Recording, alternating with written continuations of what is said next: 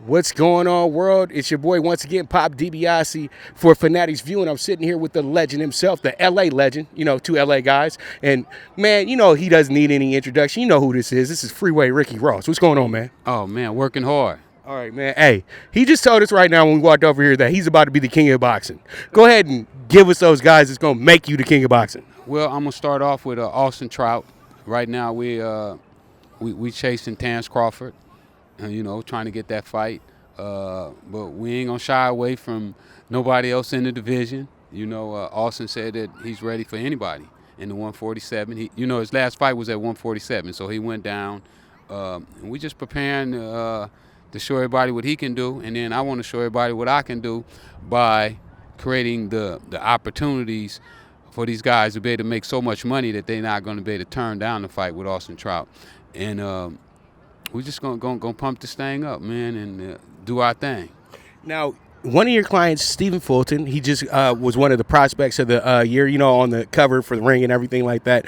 How did that feel, seeing him on there, knowing that he's very, very close to winning the championship? Well, Steph worked real hard, and I'm proud of him. The win in New York was a tough one. The guy was real tough. I don't know if you saw that fight. Oh, yeah. And the guy was dirty too. Right. You know what I'm saying? So, but he hung in there. He's doing everything that he's supposed to, and we just can't wait for that opportunity. He wants a world title, and he should get one. He's beaten, I think, 8 or 9 undefeated fighters, and it's time that they give him that shot, and hopefully he gets it on the next one. Totally agree. Now, your thoughts on last week's fight with Wilder and Fury 2. What are your thoughts on that? Well, when I went to see Wilder fight the first time, was the first Fury and Wilder fight, and I went with Floyd Sr. And one of the things that I noticed about Wilder that I didn't like was his legs. His top was, like a He-Man, like unbelievable. But then when you look down at his foundation was weak. And I always said a weak foundation won't stand. And when he walked into the ring this time, I looked at his legs and he hadn't improved them. My suggestion to Wilder would be to do legs at least 2 to 3 times a week. I think that he could probably pick up about 20, 25 pounds on his legs. And if he did that, he might be a monster to back up that top. But he really has to go hard on the legs. And really, legs is one of the most important things when you are building your body. It releases the most testosterone, I think is the correct name. I ain't no scientist. I ain't even got a high school diploma, but nor a GED. But I know working out, because I used to work out really hard, and doing legs is so important. It gives you that stance where you just sink like you sink in the ground and you can't move. And I noticed that Fury was fighting him the way that I always said somebody should fight him: lean on him, push him backwards, lean on him. And if you're going backwards, you can't throw them wild punches because you're trying to keep your balance. So Fury fought a great fight, and if Wilder don't improve them legs, he's gonna lose again. What are your thoughts on a potential matchup with AJ and Fury? I take Fury in that fight. I think Fury right now is on a tear.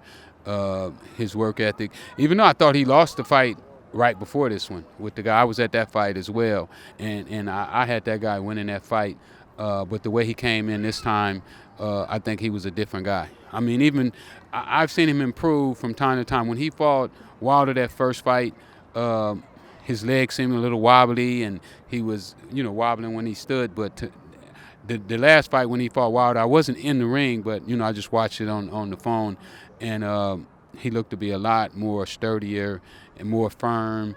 And if he improves from there, and if he improves in the next 5 or 6 months to be even better than what he was on this fight, it's going to take somebody literally going to have to divorce themselves from their life and just turn into a training fanatic, because he came in really sharp on this fight.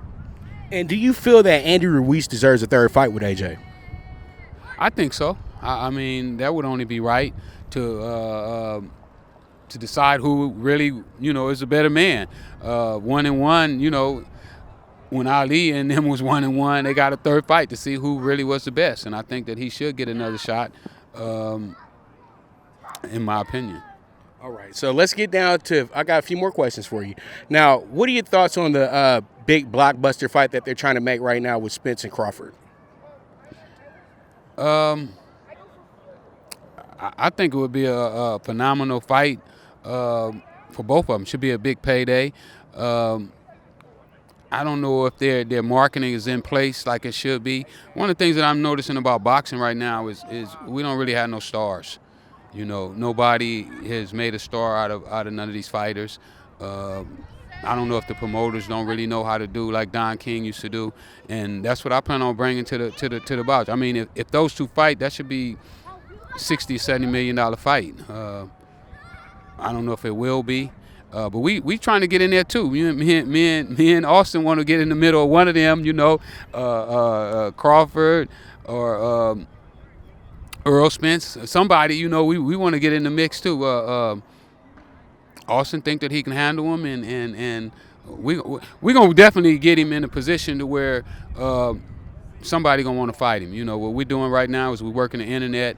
I know the reason that Floyd made all the money that he made is because of his internet following, and that's what we're working on right now, is to build up the internet following where he can pack an arena. And once you get to that position, the numbers are going to be crazy. And educate us a little bit. What is the name of your promotion? Well, I don't have a promotion company. I'm just an advisor, manager, assistant. I don't really care about titles. Right now my title is going to be King of Marijuana. I'm the biggest marijuana dealer in the country. That's what I'm going for as a title-wise. But boxing is like a hobby for me, and I'm just going to be advising guys and helping with their marketing and whatever, whatever aspect I can help them with. One of the things that I found out about myself is I know how to get to the top, and I would like to teach these guys how they can get to the top as well. And one last question. Our brother Kobe Bryant, L.A., passes on. How much of an impact did he have on L.A. to you? Well, L.A. had changed a whole lot since his death. He died on my birthday, so it'd be a day that I'll never forget. But he definitely had a tremendous impact on the city of Los Angeles, and he'll definitely be missed by a lot of people. All right, so beautiful stuff. I don't want to hold up the legend too long, but thank you so much for tuning in. And this is Fanatics View with your boy Pop DiBiase, and I'm gone. Hey there, fight fans. Bryant Page here with Fanatics View. Thank you so much for watching. If you want to see more knockouts, subscribe down below at Fanatics View.